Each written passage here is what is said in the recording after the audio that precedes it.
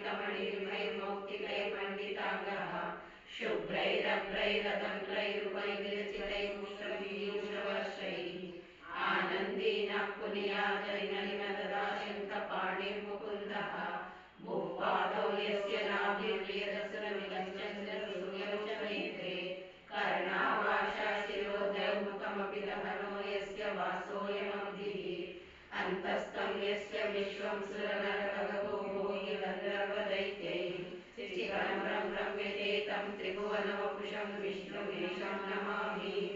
ॐ नमो भगवते वासुदेवाय।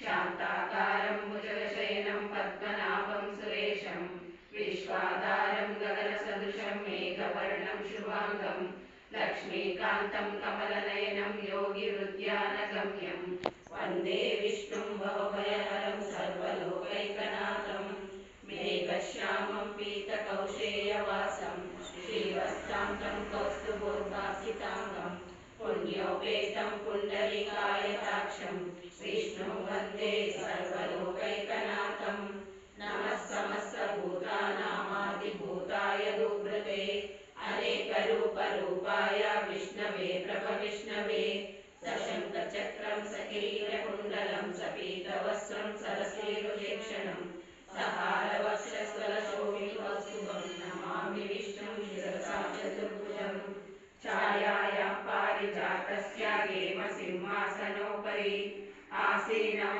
गगश्याममायताक्षमलङ्कृतं चन्द्राननं चतुर्बाहुं श्रीवत्साकिलवक्षसं रुक्मिणी सत्यभामाभ्यं सहितं कृष्णमाश्रये। ॐ विश्वस्मै